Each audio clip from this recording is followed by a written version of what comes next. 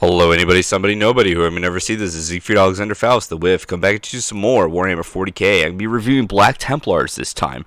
Again, as previously mentioned in the AdMech video, this is a revamp for all the new content that's come out at the beginning of 2023 for the data slate and point changes for all the armies. And so I'm going to go through and review all of them again with all their updated changes, because some of them have changed drastically, and I've also improved greatly as a wargamer. With that said, let's get started. So Black Templars. Black Templars don't really have a chapter tactic. They make vows, and most of it is melee based, which is pretty nice. And so you're kind of like expected to go melee.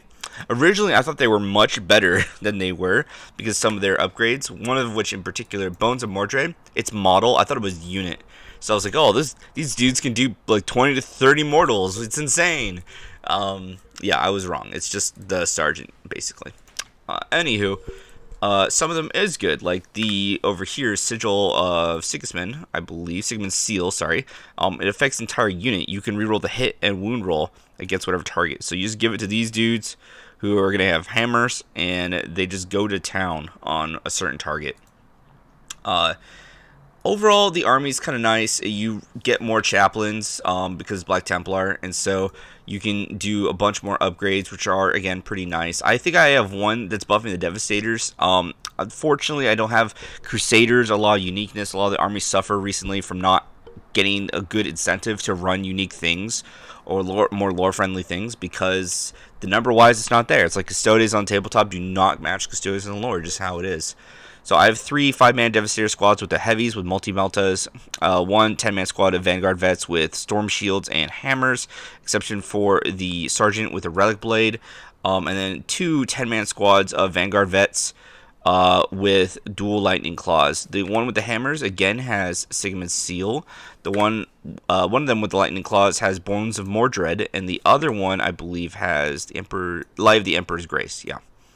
1 chaplain, and the chaplains of course have the jetpack, which makes them good, has Ancient Breviary and Exhortation of Rage, and the other one has, I believe, the Wise Orator, yep, Master Sanctity, so he can make it go off more likely, and he's got the Psalm of Remorseless Persecution and Fires of Devotion to try to make it more likely that he'll get big damages off and more attacks for them. A company champion that's decked out, let me just throw that up there, with Heir of Sigismund, oh sorry, the stratagem to give himself Emperor's Sword, and the Imperium Sword. He has one other bloody thing. What?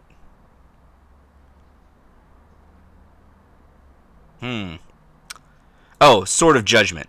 And Sword of Judgment, because it's pretty strong. Company Ancient to buff people up. I don't think I gave this guy anything. Nope, just the chapter banner, so he gets the +1. Emperor's Champion, which is already self-decked out, and High Marshal Helbrecht. I'm not going to include the no cards because in all my videos there's a Google Drive link, so you can go to that and check it out, and all the lists, including this one, will be there.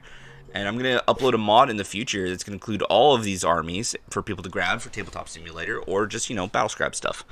So without further ado, I guess thank you very much. If you like this, like, share, and subscribe, and check out my other content. I'm trying to make these quick, fast videos since I have a better idea now how to play these armies. If you want to play this army, it's anti-psyker, it's very fast, melee, because again, a bunch of Vanguard vets with jetpacks, and right now Devastators are just so good that you should almost run them in every Space Marine. If you run more than just the 4 heavies with the Sergeant, then they become actually more expensive than they were before. If you just run the 5-man, they're actually cheaper. And the thing is if your opponent just ignores them because they want to get rid of your main fighting force, you know, that's 12 melta, or sorry, 2, 4, 6, 8.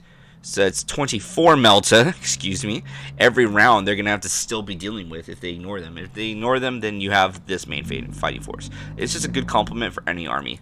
Helbrecht is always pretty funny. He's got his Robo Fist because of the Stormlord to cut it off. Yeah, I think this army, I think it'd be a lot cooler with more of the Crusader stuff. All the character spam is fun. I just wish it had a bit more uniqueness, and it's not bad. The thing is with the vows that you kind of can mitigate to play however your opponent is playing, so you can kind of deal with it as the situation comes up. Without further ado, this is it. Game on, gamers. Thank you.